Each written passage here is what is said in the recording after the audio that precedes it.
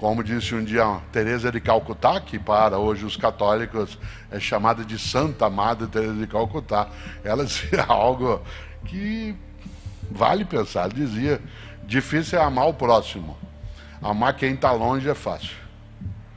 Ficar tocado ou tocado porque pessoas estão sem socorro em alguns momentos, ficar, né, absolutamente entristecido porque pessoas são vitimadas por um acidente, um terremoto, a fome, isso importa, chama-se compaixão.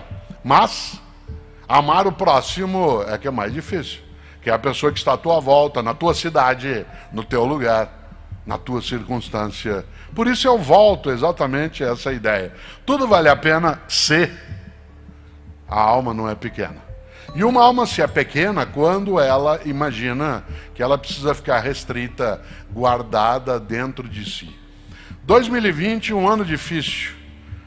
Várias pessoas que nós conhecíamos e que admiramos e admirávamos, elas partiram. Algumas delas o foram por conta do vírus e outras não. Um dos meus amigos, que esse ano faleceu, né, ele não faleceu de Covid, mas ele faleceu, uma pessoa com quem eu tenho até um livro junto, e nós fizemos muitas palestras na vida, conhecido por várias pessoas aqui, que foi Gilberto Dimenstein.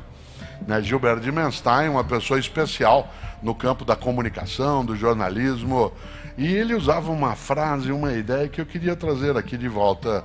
Né? Sempre eu me lembro dele numa situação como essa, e eu estou pegando a caneta até para dar um exemplo.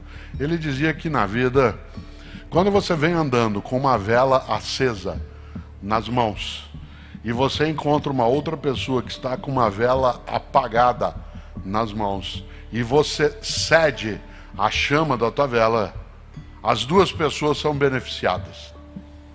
Olha que exemplo bom. Quando você vem andando, você está com uma vela acesa e a outra pessoa com uma vela apagada, você empresta, entre aspas, a chama da tua vela e você nada perde. Quando você cede a chama da vela que está contigo, ambos ficam mais iluminados. Afinal de contas, parte daquilo que é a partilha representa exatamente a nossa condição de nós iluminarmos mais a nossa trajetória. E uma das coisas é, juntas e juntos, sermos capazes do ainda dar. Uma pergunta que esse ano me fizeram muito no campo da atividade no rádio, na TV, em debates, é o fato de que, tendo uma duração longa para a nossa capacidade de paciência, esse momento pandêmico leva algumas pessoas a terem, né, uma agonia muito grande e uma impaciência. E uma pergunta, na hora que se tinha algum tipo de debate nas atividades virtuais, era assim: professor, como se nós da área de filosofia tivéssemos um conhecimento, né, sobre todas as coisas, mas a expressão era: professor, eu estou muito angustiada, eu estou muito impaciente, como é que eu faço para sair dessa angústia? Evidentemente que eu tenho meus limites no campo da filosofia em relação a isso. Há outras áreas do conhecimento que ofereceriam ferramentas muito mais apropriadas para que a pessoa deixe aquele estado de angústia, inclusive no campo, né, dos fármacos. Não é a minha área. Mas eu dizia o seguinte, e o que eu vou dizer agora, acho que eu repeti dezenas de vezes esse ano, mas eu continuo insistindo. Eu dizia e digo ainda: a única saída para que a gente persista, vá buscar e, acima de tudo, não perca a vitalidade que a esperança carrega, é lembrar da frase estupenda de um filósofo norte-americano do início do século XIX, um homem chamado Ralph Waldo Emerson. Ralph Waldo Emerson, que em filosofia nós chamamos diretamente de Emerson.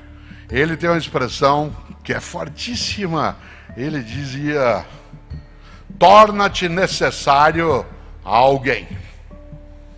Torna-te necessária a alguém. A única maneira de você e eu não sentirmos nossa vida perder tempo, esvair-se, ser inútil, banal ou autocentrada de modo exclusivo é tornar-se necessária, tornar-se necessário a alguém. Afinal, quem é que não leu Saint-Exupéry? um estupendo escritor francês, que além de acima de tudo era aviador também. Vocês sabem que Saint-Exupéry morreu sobre o Canal da Mancha em 1944, porque ele, voluntário que era, né, estava sobrevoando uma parte do Canal da Mancha em busca, né, das tropas homicidas que tinham ocupado a Europa, né, naquele momento, em 1944, e ele foi abatido e pereceu, né, exatamente sobre o Canal da Mancha, mas ele deixou muita coisa. Afora o Grande e o Pequeno Príncipe, que é um grande Pequeno Príncipe, ele deixou uma ideia. E no meu escritório em São Paulo, ao qual eu não vou para trabalhar desde o dia 13 de março, toda a minha equipe está, né, de modo remoto. E esse escritório fica a 2 quarteirões da nossa casa. Ainda assim, não vou lá trabalhar. Não que eu não esteja trabalhando. Embora muita gente ache que filosofia não é trabalho, existe atividades, né, que a gente desenvolve. E desde o dia 13 de março que eu não vou. Mas quando a pandemia começou a ser sussurrada como possibilidade, ainda em fevereiro, nós colocamos na porta do escritório, pelo lado externo, um dispenser de álcool em gel. E para estimular as pessoas, já naquele momento, ao uso, né, de uma higienização mais frequente das mãos e de uma cautela em relação ao que poderia vir, e veio, nós colocamos uma frase que pudesse estimular exatamente do Saint-Exupéry. E Saint-Exupéry dizia: cada pessoa é responsável por todas as pessoas. Cada pessoa é responsável por todas as pessoas. Ele não está sugerindo que a gente se meta na vida alheia. Ele está sugerindo que a gente participe do cuidado com a nossa vida e a vida de outras pessoas.